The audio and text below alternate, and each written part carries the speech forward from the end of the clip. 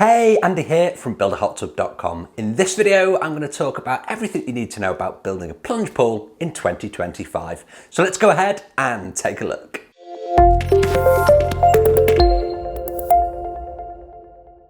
Okay, so a plunge pool, a spool, a cocktail pool, they're all exactly the same thing, and basically they are a small swimming pool that you can add in your backyard. And in this video, I'm going to talk about everything you need to consider if you're looking to build one in 2025. Now, before we get going, always a great opportunity for me to say, please do subscribe to the channel, hit that notification icon to be notified when my videos go live. I do long form content every single week, a whole bunch of shorts, and everything on my channel focuses on DIY hot tubs, plunge pools, parts, and pretty much everything in between.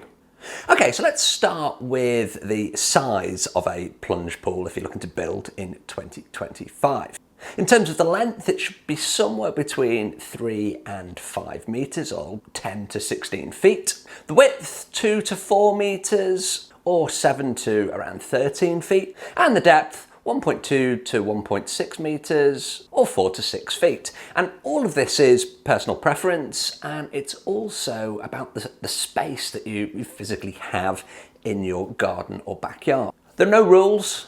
You can build it exactly the size that you're looking for, and just remember that you need to have the plumbing sized correctly for the actual build that you have, or the size of pool that you make. Construction type, how are you going to build your plunge pool, or more importantly, what are you going to build it out of? Are you going to build it out of CMU blocks, which are the hollow concrete masonry units, inside of which you put your rebar, you fill them full of concrete? It's a cheap and an easy way of creating the walls for your plunge pool. Are you going to use ICF, or insulated concrete forms? These are the polystyrene or expanded polystyrene bricks that really are like Lego for adults, and you can create the form. It's very easy to put the plumbing through them because you're just making holes in polystyrene. You fill them full of concrete, but because you've got that expanded polystyrene, you actually have the insulation there as well. So it's an easy way of creating a very well insulated plunge pool in your backyard. Or are you going to form up and pour the walls? So by form up, you're going to use wood shuttering to create a mould for your walls. You're going to pop your plumbing inside of that shuttering, and then you're going to fill it all full of concrete. Again, these methods, all three of them, work perfectly well for building plunge pools in 2025. The one you choose really comes down to your personal preference and quite possibly your skill set as well. So if you're really good with wood, then you are going to look to do concrete forms perhaps. In my opinion, the easiest is probably ICF block. However, on the downside, ICF block is more expensive than the CMUs. What about waterproofing? Well, you're going to need to waterproof your structure. Now, there's two products that if you watch this channel, or indeed you read the blog over at builderhottub.com, you know that I mention all the time. If you're in the US, then you're looking for Hydroban cementitious waterproofing membrane, and that's from a company called Laticrete. And if you're in Europe, you're looking for Ardex S7 Plus. That stuff, again, both of them brilliant waterproofing materials. You paint them on and it waterproofs that structure. So you do that before you're going to tile or indeed paint the surface of your plunge pool. How are you going to finish your plunge pool? And by finish, I mean, are you going to tile it? Are you going to paint it? Again, it's your build, it's your project. You can decide. Personally, I like tiles, but tiles do come at a cost, especially the mosaics. They can vary hugely in price.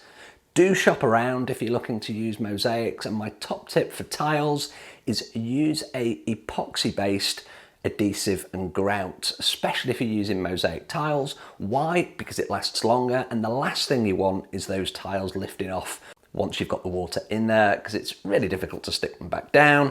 Epoxy grouts, really, really strong. They are more expensive and they are slightly more difficult to work with, but they will definitely last longer and keep those tiles in place.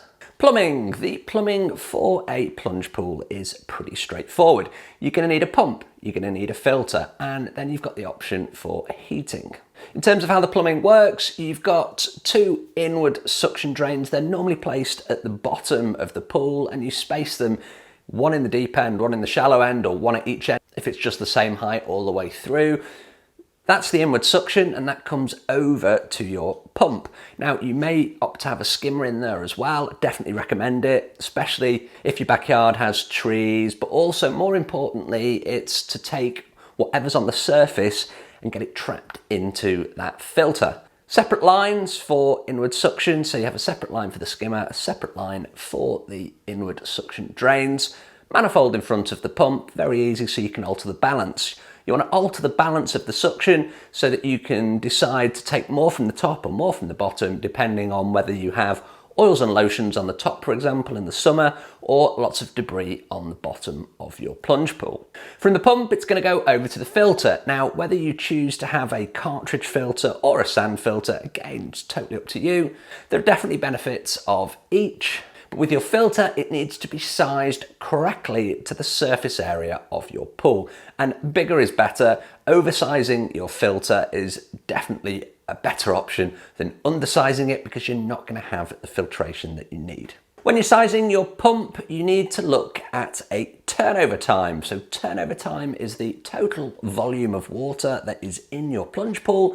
You need that to go through your filter every 6 hours for a domestic pool. So when you're sizing your pump, you're looking at the flow rates, you're looking how much water it can move, and you're doing a calculation. Can I get all the water from my pool through the filter using this pump in a 6-hour period? If it can do it quicker, it just means you need to run the pump less. So if it could do it all in 6 hours, if you got a pump that was twice as big, you would only need to run it for 3 hours. So you can see the kind of calculations here. Very simple, and if you do need any additional help here, please do get in touch. I'm always happy to help. Are you going to heat your plunge pool? If you are, again, think about the volume, think about the temperatures that you want to get to. I'd probably avoid electric just because it's very slow, it's very expensive. So you're looking at gas or propane. You could look at an air source heat pump. If you want to get creative, you could look at some heat exchanger options. And I've got lots more videos about all of these on this channel. And I've got loads of articles on the blog over at buildahottub.com if you need to learn more about these. And finally, if you're looking for all of the information about building a plunge pool in 2025, then I have lots of designs that are pre-made. I've got info packages, I've got video courses, I've got everything that you need, and even the parts to be able to build your plunge pool in 2025. So I'll drop a link to that underneath this video, and it's all available over at shop.buildahottub.com. As always, if you can't find what you're looking for, get in touch. I'm always happy to help. I really appreciate the view. Thanks ever so much for watching, and I will see you on the next video. If you've liked this video, please do like, share, and subscribe to the channel. I'll see you on the next video.